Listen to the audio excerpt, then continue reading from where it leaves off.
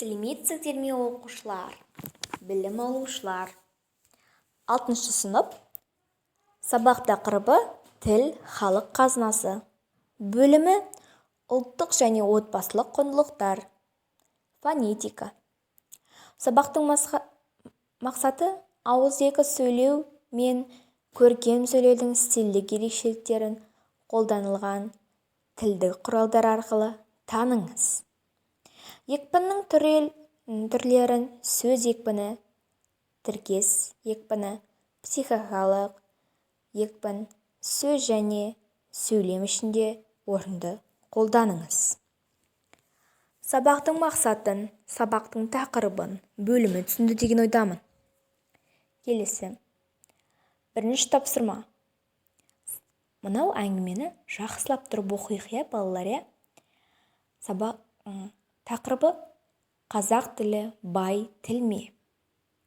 Ұлты неміс болса да, қазақ болып жеткен көрнекті жазушы Георг Бельгер көзінің тірісінде өмірімнің 43 жылын қазақтардың арасында қазақ тіліне құлағымның құрышын қандырумен келген екем. Менің ұғым түйсігімде қазақ тілі құдды қазақтың осынау кейпін мейірбан, дарқан даласы сияқты ұшан теңіз, бай шешен де көркем тіл. Әлде қайда орыс тұтқиылдан сұрақ қоятыны бар. Осы қазақ тілі қалай өзі бай тіл ме? Бір ауыз сөзбен болу үшін бай десең, бәрібір сене қоймайтынын білем. Сондықтан сөзім дәлелді болу үшін көптеген мысалдар келтіремін. Айталық, орыс, неміс тілдерінде тапшы келетін түйе, сиыр, қойға қатысты неше түрлі сөздерді тізіп шыққаннан кейін тыңдаушыларға жымия бір қарап қойып, ал енді бүркітке келейік деймін. Онсыз да бағанадан бері жағасын ұстауға әзер отырған кісілер бүркіт, ол не тағы деп таңданысады. Бүркіт пен бүркітішке байланысты біраз қазақ сөздері жадымда қалған. Мәселен, балапан құс. Бағалау критерийі. Мәтіндегі қолданылған екпін.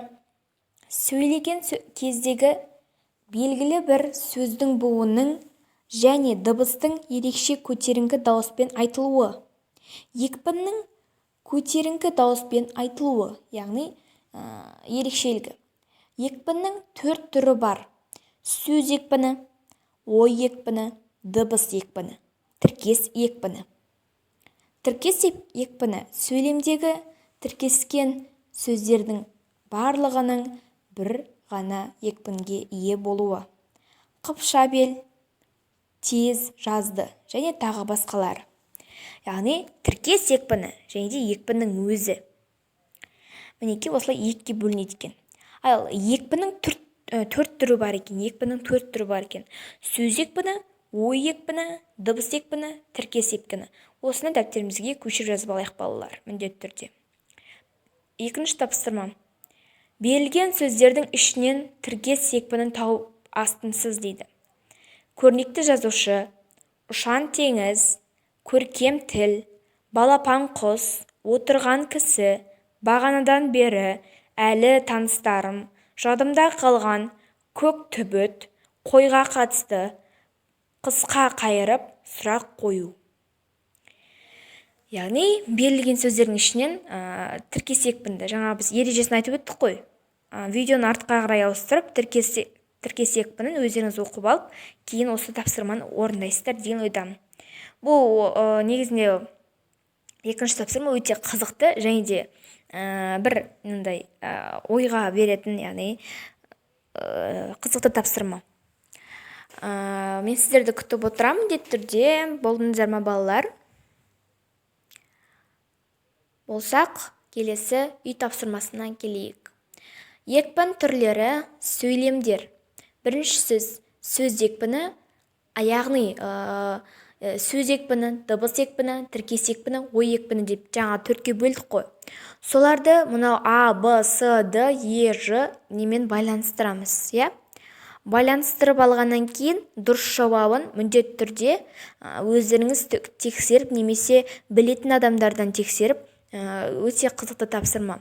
Жалпы бүгінгі сабақта біз өте керемет тапсырмаларды орындадық, иә? Әңгімені оқыдық, сабақтың тақырыбын түсіндік, иә? Яғни бұл сабақта біз жақсы меңгердік. Үй жұмысын орындап, міндетті түрде өздеріңіз білетіндей мынау әңгімені, жаңағы әңгімені міндетті түрде оқып түсініп алайық, иә?